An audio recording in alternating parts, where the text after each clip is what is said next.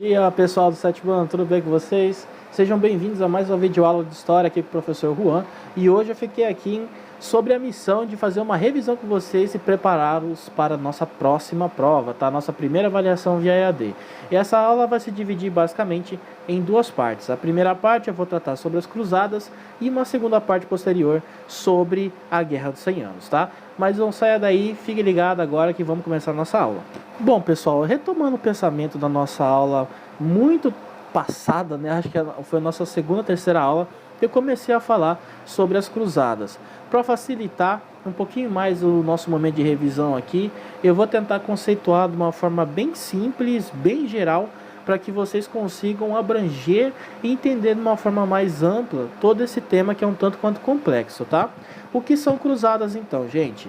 Cruzadas são expedições militares cristãs que têm o objetivo de retomar a Terra Sagrada, ou no caso Jerusalém, mais especificamente dentro do espaço geográfico, e dando nome a essa cidade principalmente, dos muçulmanos, né? Esses muçulmanos são aquele povo que adora a religião do Islã e prega principalmente uma ideia de jihad. Após o século XI, o Maomé, que seria no árabe Mohammed, o profeta da religião do Islã, ele começa um processo de expansão do Império Árabe e ali ele consegue unificar uma gama de sociedades, uma diversidade de tribos sobre uma bandeira religiosa monoteísta que é a nova religião, o Islã. Se vocês lembrarem, nós temos 3 religiões abraâmicas no mundo, né? Por ordem aqui de nascimento, a mais antiga é o judaísmo, a do meio é o cristianismo e a caçula é o Islã. Por ordem de nascimento eu digo assim porque foi a ordem temporal e cronológica que essas religiões começam a ser criadas e elas começam a aparecer dentro de uma lógica geopolítica ali no Oriente Médio, ok?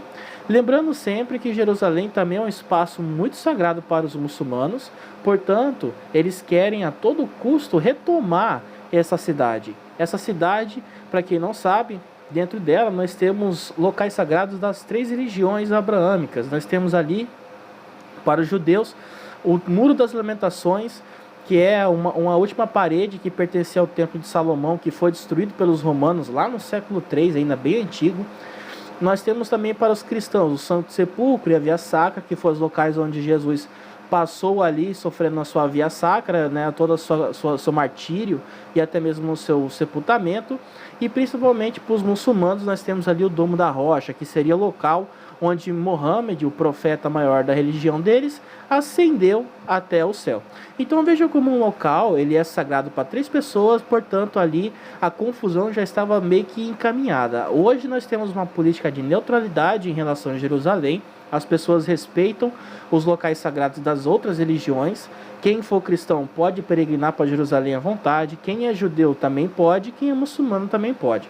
As 3 religiões coexistem hoje em uma relativa harmonia e respeito ali na cidade. Mas isso não é a lei ali na Idade Média, né? Por volta do ano de 1036, já começamos o movimento de contestação sobre a Terra-média. Gente, vou lembrar aqui um parágrafo para vocês, pensando que quando eu falo cruzada, as pessoas tendem a achar que cruzada foi só uma vez, tá? Os caras foram lá, batalharam, retomaram Jerusalém, pronto. Não, nós temos ao todo, dentro da história da humanidade, 9 cruzadas. Foram 9 cruzadas, cada uma delas com as suas características próprias, portanto não dá pra gente falar uma por uma, que seria literalmente um estudo de anos, né? Tem historiador que passa 10, 15, 20 anos pesquisando as cruzadas e ainda assim eles acabam dizendo que não deu tempo. Então não vamos entrar nesse mérito agora. Mas nós podemos destacar como que algumas cruzadas foram as mais importantes, não só pelos seus feitos, mas também como as suas consequências. Eu gosto sempre de lembrar que o Papa Urbano II, que foi o que criou a carta de convocação para a cruzada, ele não queria necessariamente que a população, o povão, né, o populacho, a feirinha, a patuleia, fosse até as Terras Santas para conseguir conquistar essa terra. Na verdade, quando ele publica ali a sua ata papal convocando as pessoas a retomar as cruzadas, essa carta papal só falta ter um nome. Essa carta é endereçada aos nobres. Por quê, Juan? São os nobres que têm de fato o recurso para conseguir retomar essa terra santa. Nós temos também pelo primeiro fato que é uma das cruzadas que eu gosto de lembrar, é justamente a primeira, porque ela vai justamente ao contrário do que o Papa espera que aconteça. Na primeira cruzada mesmo, nós temos a figura de uma participação popular, que é o João Andarilho. Em alguns idiomas ele vai aparecer como John, Peter, e aí o nome vai até entrar em uma confusão se foi Pedro, se foi João, mas de fato, para o nosso português lusófono, é o João Andarilho, tá? E o João Andarilho, ele começa ali um processo de peregrinação até Jerusalém, convocando as pessoas mais pobres. É lógico que essas pessoas vão ser massacradas, elas não conseguem sequer se aproximar da cidade porque os exércitos árabes já eram muito bem equipados e treinados, principalmente uma cavalaria pesada muito bem equipada. Nessa primeira cruzada, que foi levada por Godofredo de Bouillon, que era um nobre franco, ele inicia a levada dessas forças militares tão mais bem equipadas através da passagem da Ásia Menor e a descoberta, enfim, de uma rota de navegação e de comércio ali no mar Mediterrâneo. De fato, os romanos já tinham descoberto essa rota muito tempo atrás, só que por conta da queda do Império Romano, essa rota havia se perdido ou ficado restritamente voltada ao comércio entre árabes, turcos e um pouquinho ali dos asiáticos. Agora, com a chegada das cruzadas, existe uma necessidade de transportar muito recurso e muita gente por essa rota, e isso vai fazer com que ela se desenvolva. Um dos motivos, inclusive, que ocorrerá a propagação da peste negra é porque essa rota vai estar muito bem desenvolvida e seu alcance vai ser gigantesco em comparação a como era antigamente. Mas não vamos entrar nisso agora, tá? Vou deixar um pouquinho mais para frente. O Reino Franco, para aqueles que não se lembram, é aquele reino que foi fundado pela dinastia Carolíngia e Merovingia e tem sim um teor cristão muito forte. A ligação do Império Franco com a Igreja Católica é estritamente conjugal, né? Eles são muito iguais, eles são muito parecidos e um precisa do outro.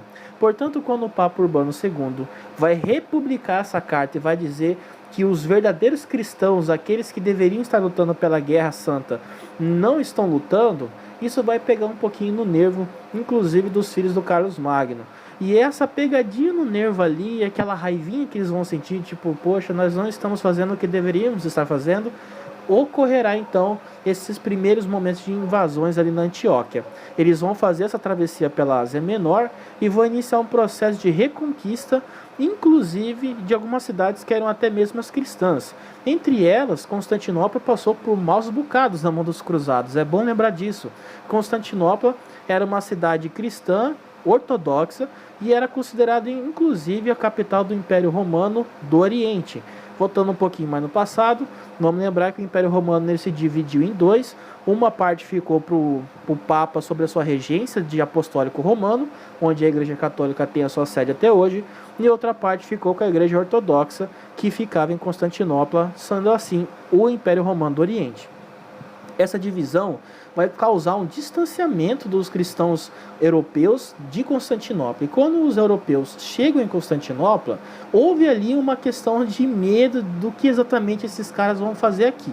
Primeiramente, o povo de Constantinopla aceita ali a chegada, uma tranquilidade dos cruzados, achando que eles estão ali para ajudar, mas logo o rei na época de Constantinopla, o Adriano II, ele percebe que na verdade os cruzados eles estão ali com um objetivo um pouquinho mais terreno. Os cruzados, em sua maioria, pessoal, eram nobres que não tinham direito a terras, eram quinto, sexto, sétimo filho de uma família de nobres. Quinto, sexto, sétimo filho já não recebe mais título de terra nem de nobreza. Na verdade, existe um tempo até para que ele arrume um outro lugar para ir na sua vida, ele vai se casar com alguém, ele vai virar padre, o que esse cara vai fazer? Ele precisa de uma alternativa para continuar sendo nobre. Ele pode fazer isso através do ingresso na Igreja Católica ou ele pode conquistar novas terras para ele. Portanto, essa primeira cruzada, ela é sim empreendida por cavaleiros e nobres, mas muitos desses estão na verdade em busca de terras para poder chamar de suas. Isso vai dar uma característica muito mais mundana, muito mais terrena para essa primeira cruzada. Não é à toa que quando eles conseguem conquistar Jerusalém, os atos cometidos pelos cristãos é muito pouco cristão. Na verdade, eles começam ali um grande banho de sangue, um massacre generalizado, que mais tarde o próprio Saladino vai acusar como sendo um dos motivos de que os muçulmanos tiveram que retomar Jerusalém, porque os cristãos e estavam fazendo gato e sapato da cidade, principalmente dos árabes. Agora, a terceira cruzada, de fato, ela é uma das cruzadas mais importantes e mais interessantes de ser observadas. Ela, inclusive, recebe um nome muito mais interessante do que a Cruzada dos Pobres. A terceira cruzada é também conhecida como a Cruzada dos Reis, porque terá a participação dos 3 reis católicos ali da Europa. Na época era o Felipe Augusto, que era o rei da França, o Frederico Barba-Ruiva, que era o rei do Império Santo Germânico, onde hoje seria a Alemanha, e o mais famoso deles, que todo mundo deve ter ouvido falar, que era o rei inglês na época, o Ricardo III ou Ricardo Coração de Leão. Eles têm o objetivo de retomar Jerusalém das mãos de Saladino, que Saladino conseguiu conquistar Jerusalém ali em 1187, numa cruzada própria e jihadista. Ele consegue, inacreditavelmente e habilmente, conseguir unificar os povos árabes e levá-los até a cidade de Jerusalém e toma a cidade dos cristãos. Só que aí nessa cruzada nós também percebemos que nem sempre a relação entre os reis católicos e o Saladino, que era podemos dizer, o general muçulmano, ou o rei muçulmano, ela é um pouco rivalizada, ela é muito destoante. O que você quer dizer com isso, Juan? Gente, eu estou querendo dizer aqui o seguinte: nessa terceira cruzada, por ela ser tão famosa dentro do imaginário europeu e principalmente no imaginário árabe, ela vai deixar o legado de uma rivalidade entre cristãos e muçulmanos. Até hoje, para os muçulmanos, essa terceira cruzada ainda é palco de uma grande feitoria, né, de uma grande fama em relação a uma vitória contra os cristãos. Porque basicamente assim, nessa cruzada nós tivemos a reunião de 3 grandes reis. Eram reis famosos por serem reis de batalha, serem reis guerreiros. Basicamente o melhor que a Europa tinha para oferecer em termos de guerreiros enquanto reis. E nós temos ali do outro lado o Saladino, que também era um general muito hábil. Esses 3 reis não conseguem retomar Jerusalém, e não só não conseguem retomar Jerusalém, como acabam perdendo algumas batalhas, que os árabes vão conseguir retomar outros territórios que eram muito famosos e importantes ali para o Oriente Médio. Entre eles a cidade do Acre. Sim, o Acre ele é uma cidade antes de ser um estado do Brasil, e a cidade de Antioquia. Quando os cristãos perdem essas 2 cidades, perdem inclusive a capacidade de chegar habilmente com seus recursos ali no Oriente Médio, e com isso as cruzadas começam a ficar muito mais difíceis, tanto que as próximas 5, 6, 7 cruzadas que vão ocorrer são fracassadas, não conseguem retomar Jerusalém de volta dos muçulmanos. E além de tudo isso, essas rotas comerciais que foram estabelecidas pelas cruzadas também vão ser foco e também de dispersão da peste negra. Hoje sabemos que a peste negra ela veio junto com os navios mercantes ali do Oriente Médio, quando havia essa relação entre cruzados e a Ásia Menor e também o Oriente Médio. Esses ratos eles entravam dos navios procurando alimento, chegaram na Europa e já estavam contaminados com a peste negra, iniciando assim uma doença e uma pandemia que ninguém nunca tinha visto na época, que chega a matar 1/3 da população europeia. Agora um pouquinho mais sobre a Guerra dos 100 Anos. Para entendê-la melhor, nós temos que perceber também uma relação que existe com eventos passados da Europa. Em 1066, um conde da Normandia chamado Guilherme, que mais tarde vai receber o título de Guilherme Conquistador, invade a Inglaterra e consegue destronar o rei e se proclamar enquanto rei inglês. Todavia, continua sendo apenas um subalterno do rei da França. E o que o Guilherme faz? Ele diz assim: os meus filhos agora são reis da Inglaterra, mas eles continuam subalternos ao rei da França. Portanto, agora nós temos aqui uma relação entre Inglaterra e França muito mais proximal, muito mais interligada. Pois bem, quando ele acaba falecendo, os filhos deles continuam sendo reis da Inglaterra, e haverá um probleminha, né? Ali na França vai falecer o rei, e o rei não vai deixar nenhum herdeiro. E aí o que se pensa? Bom, já que o rei inglês ele tem uma ligação próxima do trono francês, o rei da Inglaterra acha que pode falar que ele é o futuro herdeiro do trono francês. Ele faz isso um tanto que tô em chacota. Ele fala meio que brincando, né? Não, é brincadeira. Agora eu vou ser o rei, então. Só que os franceses não gostam nada disso e acabam causando algumas sanções, algumas brigas contra o rei da Inglaterra. Não só eles dizem que ele não era rei da França, porque ele não tinha direito nenhum sobre nada na França, como também retira as terras da Normandia da sua posse. Essa retirada de posse vai fazer com que o rei inglês na época, Eduardo III, ele inicie então uma campanha militar para retomar essas posses que ele acreditava por direito serem deles.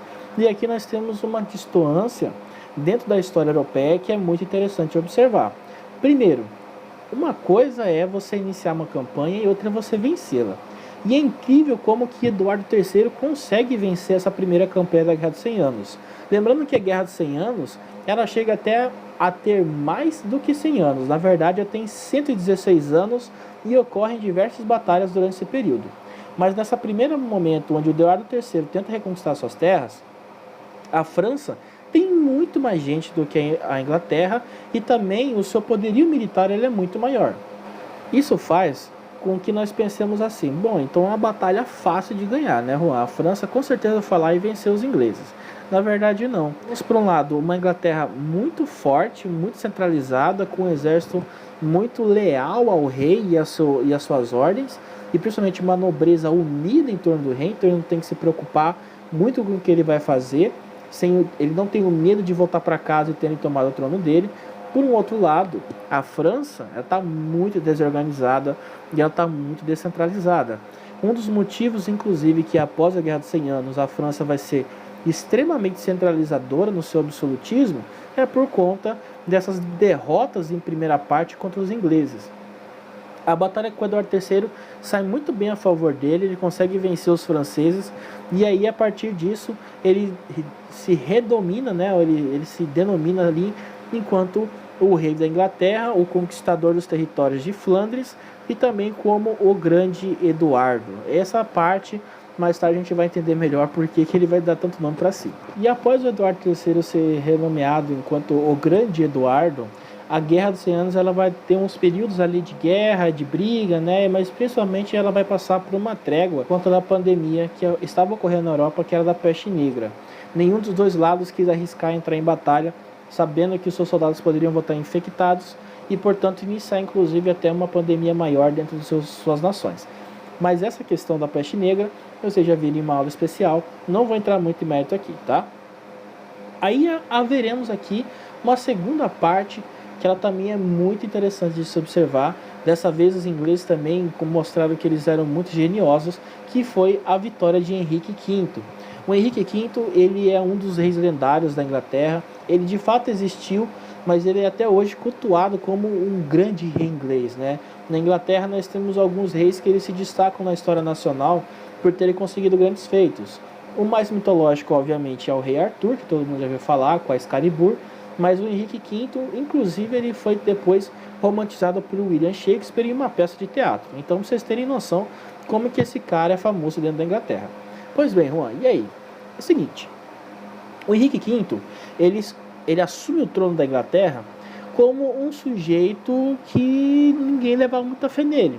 Primeiro porque ele era um rei muito jovem, e alguns diziam que ele era um rei um tanto quanto fraco, né? Ele não tinha uma vontade de ser rei muito grande. Na verdade, as falas sempre dizem que ele tinha uma ojeriza do poder central e ele não queria assumir o trono.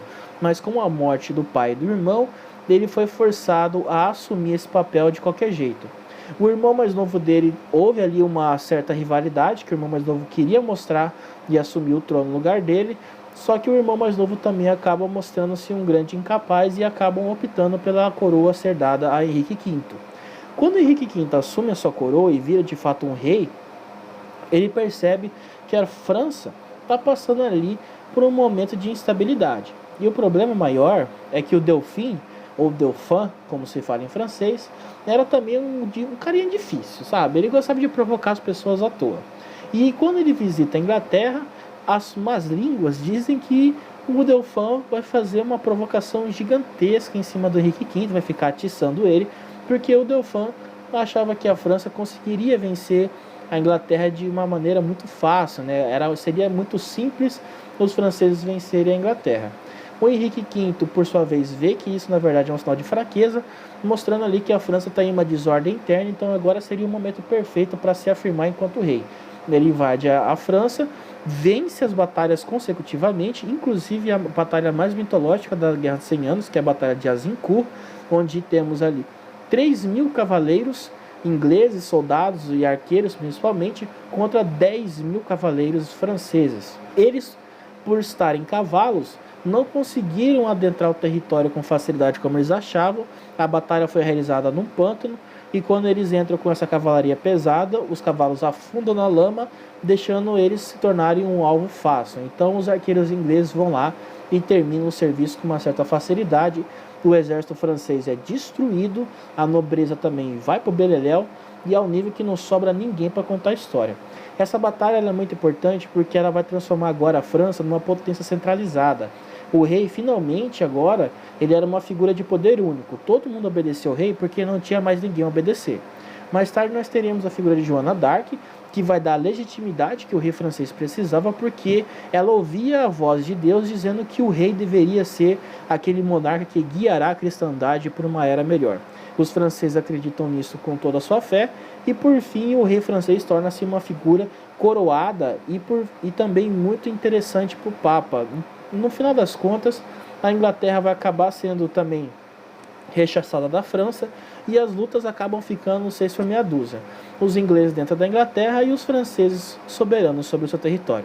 Pessoal, vou terminar minha aula por aqui, já está dando nosso tempo. Espero que vocês tenham aprendido, se divertido e principalmente dado uma revisada e refrescado a memória de vocês sobre esses assuntos. Espero que também estejam estudando e se preparando para a avaliação. Um beijo, um abraço, até a nossa próxima aula.